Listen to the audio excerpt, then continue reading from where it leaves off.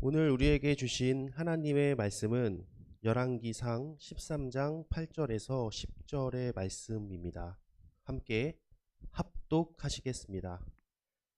하나님의 사람이 왕께 대답하되 왕께서 왕의 집 절반을 내게 준다 할지라도 나는 왕과 함께 들어가지도 아니하고 이곳에서는 떡도 먹지 아니하고 물도 마시지 아니하리니 이는 곧 여호와의 말씀이 내게 명령하여 이르시기를 떡도 먹지 말며 물도 마시지 말고 왔던 길로 되돌아가지 말라 하셨음이니이다 하고 이에 다른 길로 가고 자기가 베델에 오던 길로 되돌아가지도 아니하리라. 아멘. 계속해서 우리에게 들려주시는 하나님의 말씀은 열왕기서의 말씀입니다. 열왕기는 계속해서 이스라엘의 역사를 여호와 하나님과의 언약 관계에 대해서 이야기해주고 있습니다. 국가적으로는 언약에 순종함으로써 축복을 받음과 불순종으로 저주를 받는 모습을 기록하고 있습니다. 더하여 열왕기는 두 왕국의 언약적 실패와 외국, 이방 나라로 추방이라는 하나님의 수단을 묘사해주고 있습니다. 하나님의 사람, 선지자들이 말하는 것을 보통 예언이라고 말합니다. 이것은 하나님의 대변인으로서 하나님의 의견이나 반응, 그분의 의도나 말씀 등을 전달하는 것을 말합니다. 예언은 미래에 대한 예상으로 이해하기보다는 하나님의 계획 안내서라고 이해하는 것이 조금은 더 바람직할 것이라고 생각합니다. 하나님의 사람이 하나님을 배역한 자들에게 선고를 내릴 때 그것은 그 배역자 자신에게 앞으로 무엇이 일어날지를 예상하는 것이 아니라 오히려 그는 배역자에 대해서 무엇이 되어야 할 것을 선언하는 것으로 이해하는 것이 더욱 바람직할 것으로 생각됩니다. 하나님이 원하시는 길은 하나님의 눈에 정직한 길이며 선과 악의 기준은 항상 하나님 편에 있습니다. 열왕기서를 통해서 이스라엘의 왕정 역사 전체에서 하나님은 이스라엘과 열방의 통치자이며 온 세상 역사의 주관자임을 계속해서 알려주고 있습니다. 여러 사건과 인간 개인의 선택으로 인한 타락의 중점을 두면서 읽는 것보다는 우리에게 주어진 매 순간에 하나님과 어떤 관계 속에 있는지 그리고 그에 따라 우리가 어떠한 선택을 하는지에 집중하며 묵상을 통해 신앙의 여정을 잘 밟아가면 좋을 것 같습니다. 하나님을 믿는 신앙인들도 다양한 어려움을 겪으며 반대로 내가 소원하는 것이 성취되는 경우도 있을 것입니다. 여로보암도 하나님께 받은 계명들이 있습니다. 하나님께서 하나님의 형상을 입은 자로서 어떻게 해야 되는지, 어떤 선택을 하면서 삶을 살아가야 하는지 분명하게 알려주셨습니다. 또 그는 선지자의 예언, 북쪽 지파의 지도자로서 하나님께서 세우셨습니다. 그에 따라 도망자 신세가 되기도 하며 어려움을 겪은 사람 중에 한 명이기도 합니다. 그를 지지했던 사람들도 사실은 솔로몬 통치 기간에 매우 어려운 상황 속에서 삶을 살아가고 있었습니다. 르호보암에게 왕의 아버지가 우리에게 시킨 고역과 매우 무거운 멍에를 가볍게 해달라고 청원하기도 하였습니다. 이렇게 어려움을 겪은 사람들, 지파들이 하나님을 잘 따르고 알려주신 것들을 잘 수행할 수 있도록 하나님이 선택하신 군주의 모습을 보여주면 좋겠지만 오늘의 본문 기록을 통해 알 수 있듯이 북왕국의 왕은 하나님 없이 삶을 살아가는 모습으로 전락해 가고 있습니다. 오늘 본문에서 하나님의 사람이 나오는데요. 하나님의 말씀을 전달하고 마른 왕의 손을 다시 성하게 기도를 해줍니다. 왕도 하나님의 사람이라 느꼈는지 엄청난 호의를 건네죠. 그럼에도 하나님의 사람은 자신이 맡은 바 임무를 잘 수행합니다. 우리는 이러한 내용을 통해서 하나님의 사람은 어떠한 선택을 해야 하는지 알 수 있습니다. 성경은 아주 쉽게 이야기합니다. 하나님이 하지 말라고 하십니다 라고 말입니다. 우리 앞에 참으로 매력적으로 보이는 것들, 나의 삶에 유익함을 주는 것들, 이 세상을 오래 사신 분들이라면 더욱더 우리 앞에 참으로 매력적으로 보이는 것들, 내가 조금 인간성을 버리면 취득할 수 있는 것들, 더하여 불법까지는 아니지만 조금은 더 비윤리적으로 살면 나의 삶에 유익함을 주는 것들이 이 세상을 오래 사신 분들이라면 더욱더 잘 아실 수 있을 것입니다. 하지만 우리도 현실 앞에서 르호보암 같은 선택을 많이 한다는 것을 부정할 수 없습니다. 어려움을 겪던 시절을 까먹습니다. 안타깝지만 하나님과 동행했던 순간들도 까먹습니다. 마음을 잃어버립니다. 마음이 떠납니다. 하나님의 마음을 떠나게 하는 것이 무엇이 있을까요? 하나님보다 더 좋다고 여기는 것들이 우리의 삶을 참 볼품없게 만들기도 합니다. 왜 그러합니까? 하나님의 형상이 우리의 일상의 삶에서 잘 안 보이기 때문입니다. 우리는 하나님의 형상을 입은 사람들입니다. 그래서 일상에서 꼭 하나님을 나타낼 수 있는 하나님의 사람이 되기를 소원합니다.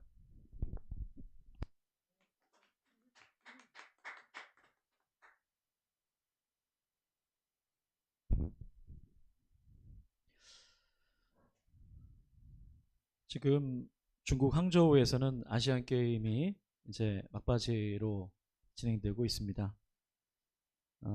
아시아 각국이 모여서 스포츠를 통해서 자웅을 겨루는 축제 잔치죠. 축제지만 그러나 사람들의 마음은 다 금메달을 원합니다. 저희 나라뿐만 아니라 모든 나라가 다 금메달을 원하는 것 같아요. 우리나라가 자신 있는 종목들이 참 많아졌습니다. 양궁, 예전에는 양궁이 거의 유일하다시피 했는데 시간이 많이 지나서 지금은 뭐 태권도뿐만 아니라 탁구, 배드민턴, 어제 여러분 금메달이 우르르, 어제 얼마나 소리를 또 질렀습니까? 야구, 축구 등 참 많은 종목들입니다. 여러분 이게 종목마다 이렇게 금메달을 그 종목에서 확신하는, 이거 반드시 금메달이다, 확신하는 데에는 그 이유가 있습니다. 그 종목에 말이죠. 그거는 그 금메달을 딸만한데 믿을만한 확실한 선수, 그 확실한 선수가 있기 때문에 금메달을 우리도 당연하지, 이렇게 좀 뭔가 확신이 드는 거죠. 여러분 생각해 보세요. 만약에 우리 동네에서 축구를 하는데 말이에요. 축구를 하는데 손흥민 선수랑 내가 같은 편이다. 그러면 여러분 전혀 걱정이 없습니다. 손흥민이 우리 팀이야. 그러면 그냥 걸어 다녀도 됩니다. 걸어 다니고 편안히 해도 전혀 걱정이 없어요. 우승은 떼놓은 당상이죠. 우리 팀에 만약에 뭐 이거 경쟁하는 건 아니지만 김연아 같은 선수가 만약에 피겨를 하는데 우리 팀에 있다, 뭐 그렇게 한다면 확실하죠. 자신감이 넘쳐납니다. 이 선수 하나가 주는 그 자신감. 그래서 여러분 한 사람이 어떤 사람인가 라고 하는 것은 매우 중요한 일이 되는 것이죠. 열왕기는 여러분 성경 말씀 열왕기로 돌아오게 되면 벌써 성경이니까. 근데 열왕기는 어떻게 기록이 되었냐면 사건을 중심으로 기록되었다기보다는 사람을 떠올리면서 기록된 역사예요. 사람을 말이죠. 실패한 역사를 생각하면서 사람들을 떠올리는 것이죠. 왕들을 중심으로요. 그래서 중요한 사람들이 등장하기 시작합니다. 솔로몬을 떠올리면서 실패의 그 아쉬운 부분들을 조목조목 이렇게 복귀하면서 기억하면서 기록하다 보니까 가장 많은 분량이 솔로몬 왕 이야기에 할애됩니다. 여러분 반면에 말이죠, 열왕기서는 실패만 기록된 게 아니에요. 사실은요, 사실 좋은 기회의 순간이 거기 있었음을 이 역사가들이 기록하면서 떠올렸겠죠. 아주 좋은 기회의 순간, 그 기회를 하나님께서 허락해 주셨음을 알게 됩니다. 그 기회의 역사도 마찬가지로 사람에 대한 얘기예요. 사람에 대한 얘기입니다. 바로 그 사람은 하나님의 사람입니다. 성경은 그를 하나님의 사람으로 표현하고 있다는 거예요. 여러분, 솔로몬의 실패는 그의 아들 르호보암 때 드러납니다. 나라가 갈라져요. 솔로몬이 신뢰해서 등용했던 여로보암이 솔로몬에게 등을 돌리고 북이스라엘의 초대 왕이 됩니다. 여러분, 생각했던 것보다 분열의 골이 상당히 깊었어요. 당장 남쪽에 그 왕이 된 르호보암은 얼마나 마음이 불편했겠습니까? 전체 통일 왕국을 가져갈 수 있었는데 웬걸 아버지의 그 신뢰를 받던 여로보암이 왕이 되어버렸으니까요. 그래서 르호보암은 이 여로보암의 북이스라엘을 처단하기 위해서 18만의 그 군사들을 모으게 됩니다. 18만의 군사들이 모여요. 그래서 일촉즉발의 그 전쟁 전야 상태가 됩니다. 여러분, 이렇게 되니까 르호보암 왕 이 주변에 곳곳에서 자신들의 의견을 내는 사람들이 등장하지 않겠습니까? 이게 맞다, 저게 맞다. 많은 사람들이 혼란스럽게 등장합니다. 무엇이 올바른 길인지 도저히 알 수 없는 혼돈이 몰아치기 시작해요. 그때 등장하는 사람이 있는 거죠. 누가 등장하느냐? 그럼 제가 말씀을 읽어드릴게요. 열왕기상 그 12장 22절 이런 말씀이 나옵니다. 하나님의 말씀이 하나님의 사람 스마야에게 임하여 이르시되. 여러분, 짧은 구절을 말씀드렸는데 뭐가 이렇게 딱 들어오시나요? 제가 계속 앞에서 강조했으니까 하나님의 사람, 뭐 스마야인지 스미야인지는 모르겠는데 하나님의 사람 스마야에게 임하여 이르시되 이렇게 표현되어 있어요. 스마야라는 선지자가 전쟁을 앞두고 모여있는 르호보암 왕과 18만 군사들에게 그렇게 하지 말라라고 이야기합니다. 그러자 그 수많은 분노가 일시에 잠재워져요. 그리고 순순히 무장을 풀고 실제 전쟁이 벌어지지 않습니다. 여러분, 좀 지금으로서는 좀 상당히 이해하기 어려운 모습이에요. 그러니까 논리적으로 좀 이게, 아니 어떻게 이 한 사람의 말 때문에 그 분노가 잠재워지고 또 순순히 무장을 풀고 전쟁을 하지 않기로 결정하게 됐는가? 어떻게 이 한 사람의 권위가 이렇게 대단할 수 있을까라는 거죠. 왕이 한 말도 아니잖아요. 스마야라는 선지자 말이죠. 이것은 조금 전에 제가 읽어드렸던 그 말씀 가운데 이유가 있어 보여요. 그것은 바로 하나님의 사람이라는 바로 그 표현입니다. 비슷한 시기에 북이스라엘 왕이 누구라고 했죠? 암으로 끝나죠. 르호보암, 남유다는 르호보암, 북이스라엘은 여로보암. 감사합니다. 설교를 말씀 잘 들어주셔서. 비슷한 시기에 여로보암에게도 비슷한 일이 일어나요. 여러분, 여로보암이 저지른 악행은 르호보암에 전혀 뒤지지 않습니다. 상당히 문제가 심각한 왕이었어요. 근데 이 여로보암 왕의 가장 큰 문제는 사실 이겁니다. 그가 전혀 영적이지 못한 사람이라는 거예요. 솔로몬이 어떻게 여로보암을 등용했을까? 솔로몬이 왕으로 있었을 때 말이죠. 솔로몬은 여로보암을 어떤 기준으로 등용했냐면 부지런한 그의 모습에 반했어요. 여로보암이 상당히 부지런했습니다. 그리고 굉장히 일을 너무너무 잘하는 사람이었다는 거죠. 그의 개인적 능력이 높은 그런 사람이었어요. 그래서 그에게 중요한 직책을 솔로몬 왕이 맡겼다는 겁니다. 여러분, 이게 왜 여기서부터 문제일까요? 사실은 솔로몬이 영적이지 못해요. 솔로몬은 그의 눈이 영적으로 과연 이 하나님의 사람, 하나님이 뭘 원하시는지에 대해서 그가 워낙 가지고 있는 능력이 특출났다고 생각했기 때문에 여로보암을 선택하게 된 겁니다. 결국 여로보암은 자기 스스로 왕이 됩니다. 뒤늦게 이것을 알게 된 솔로몬이 죽기 직전에 여로보암을 죽이려고 해요. 그걸 알고 당시 여로보암은 애굽으로 도망을 가버리게 됩니다. 망명한 거죠. 그리고 솔로몬 왕이 죽고 르호보암 왕 얘기가 들리자 그 혼란하고 어수선한 당시의 그 시대를 틈타서 여로보암이 북이스라엘의 왕이 되게 됩니다. 영적이지 못하기 때문에 여로보암은 왕이 되어서 여로보암은 하나님께 물은 적이 없어요. 왜요? 그는 부지런하고 그는 열심히 살려고 했고 그가 가진 능력은 스스로 뛰어났기 때문이다 라고 스스로 생각했기 때문이죠. 그리고 그는 예배를 대수롭지 않게 여겼어요. 예. 북이스라엘 사람들이 더 이상 예루살렘으로 갈 수가 없었어요. 예루살렘은 남유다 르호보암의 통치의 장소가 되어버렸죠. 그러니까 여로보암은 생각을 합니다.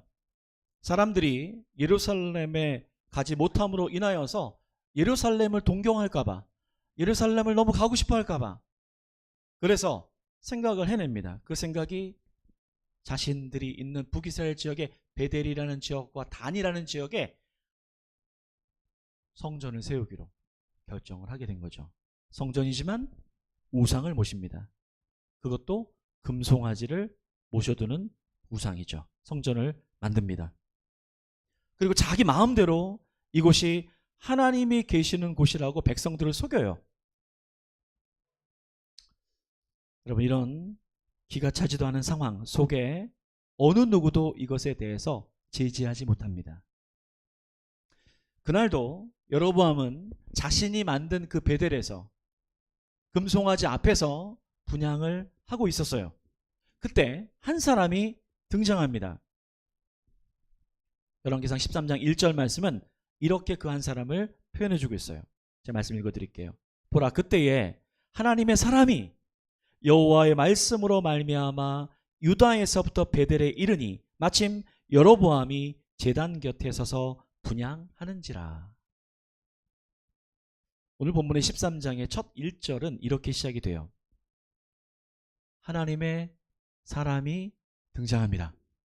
르호보암 왕에게도 나타났던 것처럼 하나님의 사람이 등장하죠. 하나님의 사람은 르호보암에게 했던 것과 마찬가지로 여로보암에게 이 악행을 멈추라고 비유를 들어서 말씀을 전해요. 근데 이 비유의 내용을 보게 되면 등장하는 한 왕이 있습니다. 그 왕이 누구냐면 한 번쯤 들어본 직한데요. 요시야 왕이 등장해요. 요시야 왕이라는 왕이 있어요. 여러분들이 요시야 왕이 등장할 수가 없는 왕이죠. 왜냐하면 미래에 나타날 왕이거든요. 미래에 훨씬 후대에 등장하는 왕입니다. 요시야 왕은 이스라엘 역대 왕 중에서 다윗 이후에 가장 존경받는 왕이에요. 왜요? 그는 특별히 영적으로 부패한 자신의 나라를 개혁하는데 총력을 기울였던 왕입니다. 성경에서 행해지고 있었던 자신들의 그 우상의 짓거리들을 혁파해버려요. 그에 멈추지 않고 예배를 개혁합니다. 미래에나 등장하게 될 이 요시야 왕을 이야기하면서까지 하나님의 사람이 등장하게 된 이유는 무엇일까요? 왜 이걸 기록하고 있을까요? 기회입니다. 열왕기를 써내려가고 있는 이스라엘은 이 지점을 하나님께서 허락하신 회복의 기회로 그렇게 깨닫고 있는 것이죠.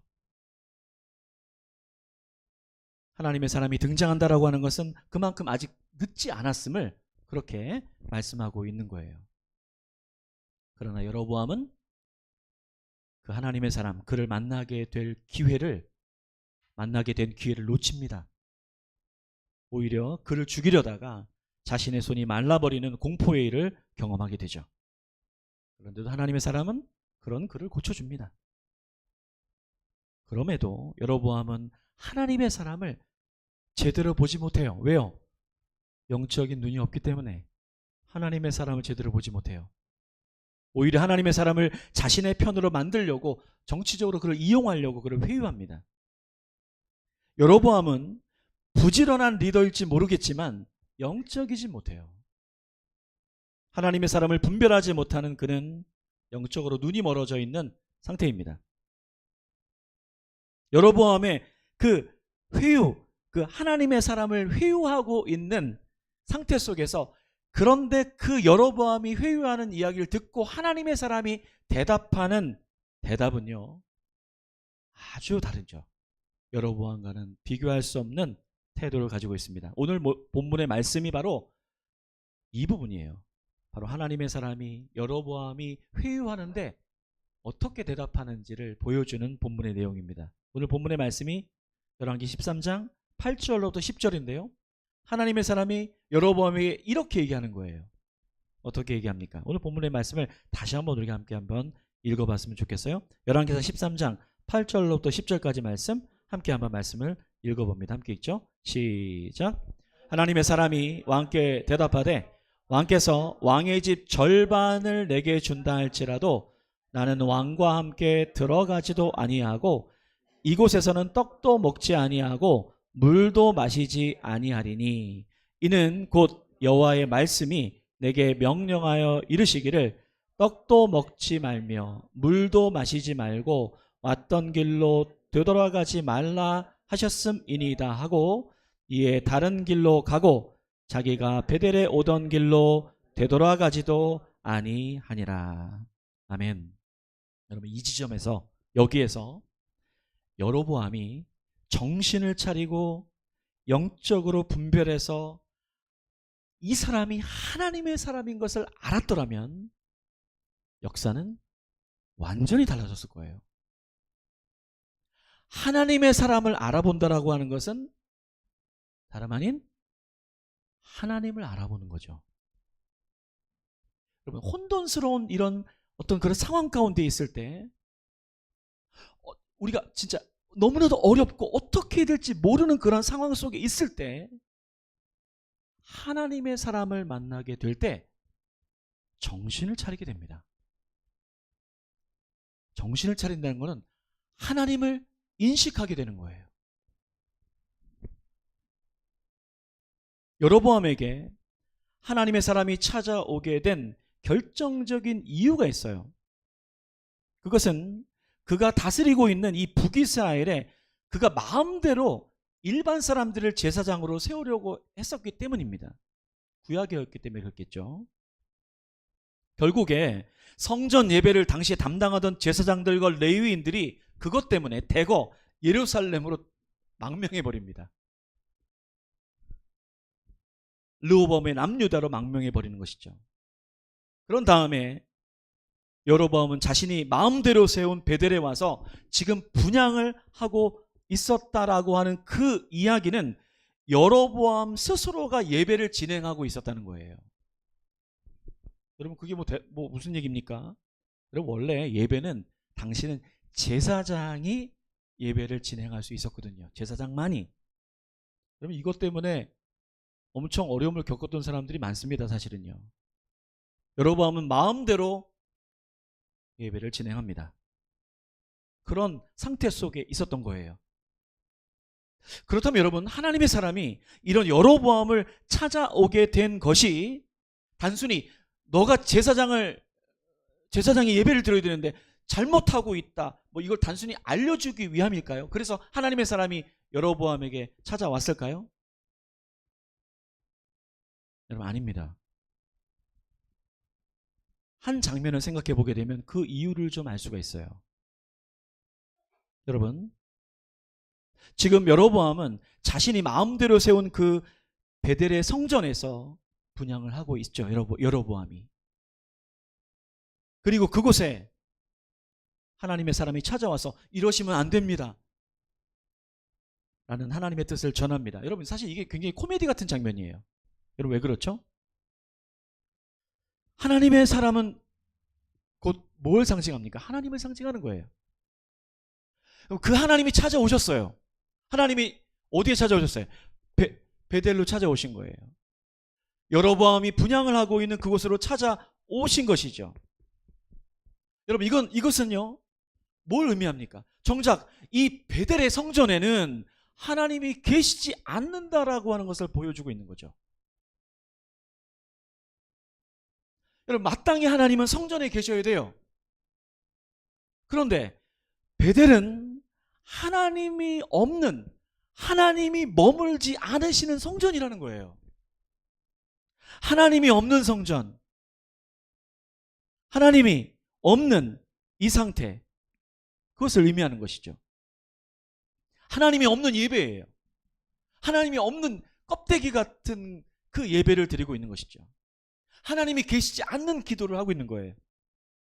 그의 여로보암의 인간적인 능력은 탁월했지 모르겠지만 그에게는 하나님이 계시지 않아요. 그가 제사장 역할을 아무리 잘해도 그거는 껍데기일 뿐이라는 것이죠. 하나님이 계시지 않기 때문입니다. 여러분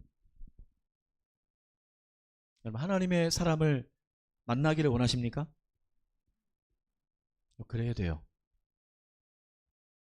좋은 하나님의 사람을 만나야 됩니다. 하지만 여러분, 더 나아가서 우리가 소망해야 될 것은 말이죠, 바로 우리가 하나님의 사람이 되어야 된다는 것입니다. 하나님의 임재가 떠나지 않는 사람. 가을입니다. 여러분, 가을이에요. 저는 가을을 좀 타는 편입니다. 신선한 바람이 불고 하늘이 높아지는 가을이 오면 저는 괜히 센티멘탈해집니다. 여러분 모르시겠지만 요즘 아침에 제가 이변 문을 열고 또 옆에 있는 학교 왔다 갔다 하면서 문득 높아진 푸른 하늘을 이렇게 올려다보게 되면 제가 저절로 와 하는 탄성이 나와요. 그리고 저 혼잣말로 이렇게 얘기합니다. 감사합니다. 영어로 하죠. Lord, thank you Jesus 이렇게 하지 않고 감사합니다. 주님 이렇게 얘기해요. 그럼 주님이 말씀하세요. 어때? 멋지지? 내 작품이 어떠니? 제가 또 얘기합니다. 대단하세요. 대단하십니다. 너무 아름다워요, 주님. 주님이 또 말씀하세요. 그러니 혀가 아무리 바쁘더라도 가끔씩 하늘 좀 쳐다봐라. 이 정도 되면 제가 지금 상태가 가을 타는 게 맞죠? 저는 이 달달한 주님과의 대화 속에서 하늘 좀 봐라 라는 건 저는 이렇게 이해가 돼요. 나 좀 봐라. 나 좀 봐라. 아무리 바빠도 내가 너와 함께 있잖아. 힘드니? 왜 불안하니? 왜 걱정이 많이 되니? 봐봐. 내가 있잖아. 여러분, 이 대화의 가장 중요한 대목은 다름 아닌 어느새 제가 하나님의 임재가 있는 하나님의 사람이 되어 있다는 거예요. 어린 아이들이요, 가끔씩 서로 힘자랑할 때 봅니다. 얘네들 재밌어요. 우리 아빠가 더 세. 그럽니다. 아니야, 우리 아빠가 겁나 세. 막 얘들이 이제 형용사가 앞에 늘어나요. 마동석도 우리 아빠 이긴다 그랬어. 막 그러면서 얘기합니다. 아이들에게 아빠는 그 순간 영웅이죠. 아빠만 있으면 되는 거예요.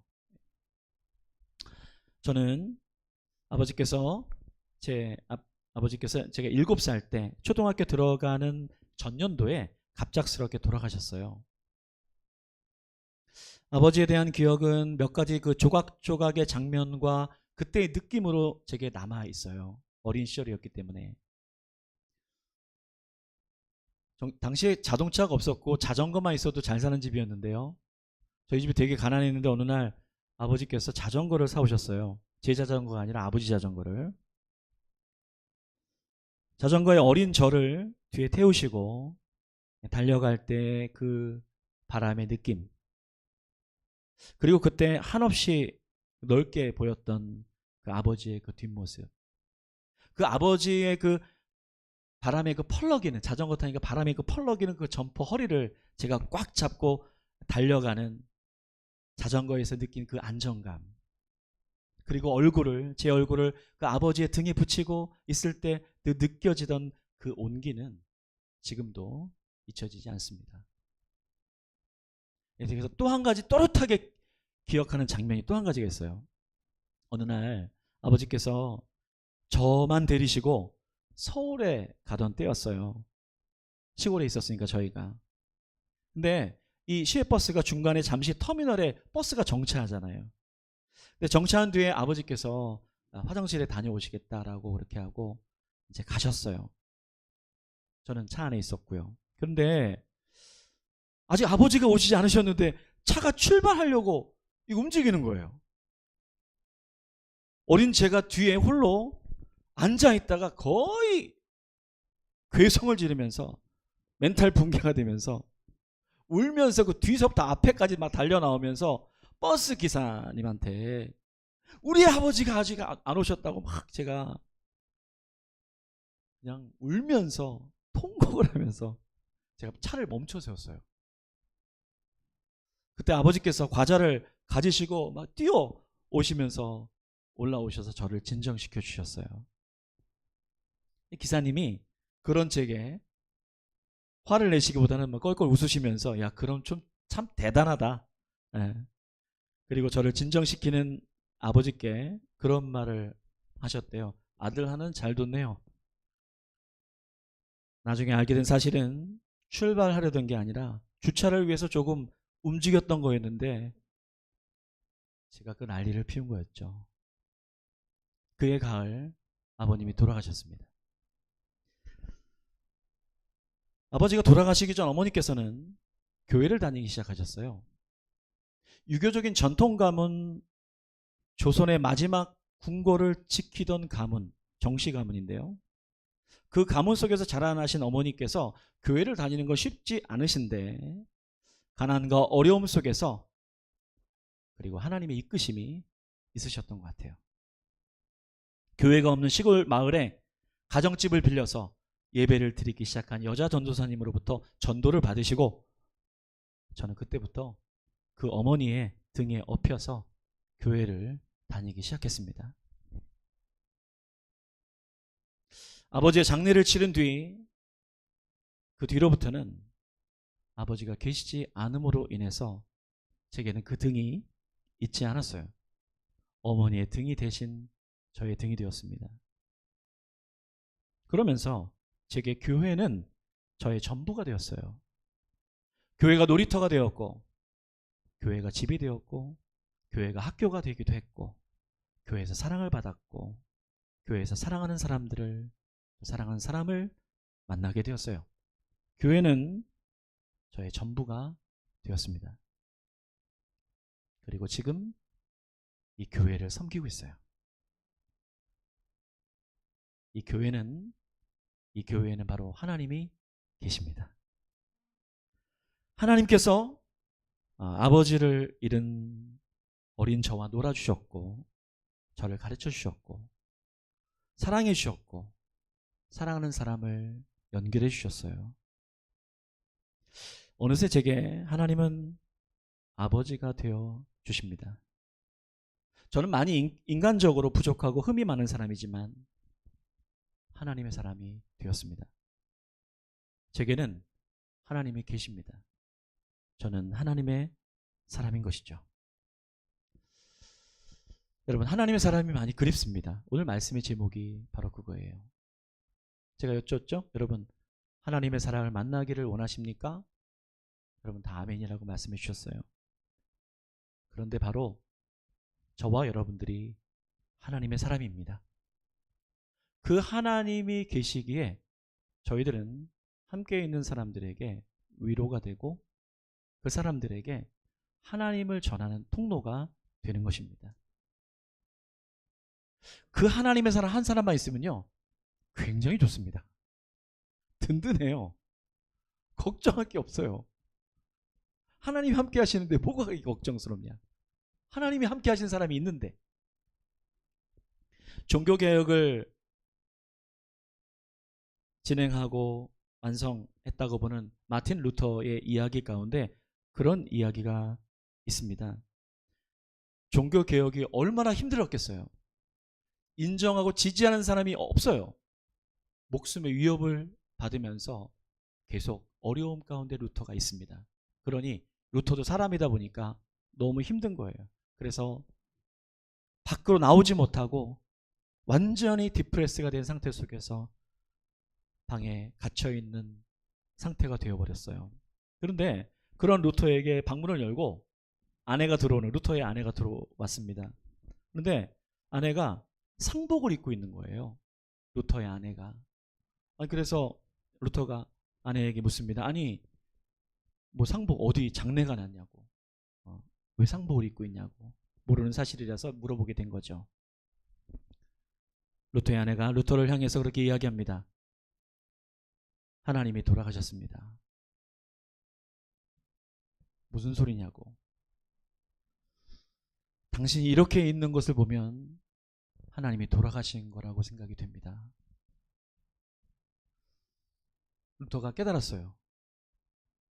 어렵고 힘들고 그 많은 것들을 자신의 힘으로는 이길 수 없지만 그러나 하나님이 나와 함께 살아계시고 내가 하나님의 사람이라는 것을 순간 잊어버렸던 자신을 바라보고 다시 그 종교개혁의 일들을 감당할 수가 있었다라고 하는 그 이야기가 전해져 옵니다. 여러분, 우리의 삶 속에 한 가지 기억해야 될 것. 하늘이 왜 존재할까요? 하나님이 나와 함께하고 계십니다. 그 하나님이 영원히 떠나지 아니하세요. 저와 여러분들은 하나님의 사람입니다. 그것이 우리가 가장 얻을 수 있는 최고의 안정감이에요. 이 사람만 있으면 다 됩니다. 이 사람만 있으면 굉장히 행복합니다. 이 사람만 있으면 두렵지 않아요. 이 사람과 함께 있게 될 때 우리는 영원한 천국으로 향하는 그 길이 외롭지 않습니다. 옆에 있는 사람, 저 사람이 어떻게 변화될까가 아니라 내가 하나님의 사람이 될 때, 그 하나님의 사람임을 잊지 아니할 때 함께 있는 우리의 사람들이 얼마나 행복해질까. 이 가을에 여러분 주님과의 그 깊은 교제가 더 깊게 이루어지고 이 변두리 교회도 한층 더 하나님께서 인정해 주시는 교회로 나아가기를 주님의 이름으로 축복합니다. 우리 이 시간 다 함께 일어나셔서 우리 결단의 찬양 우리 함께 들으시면서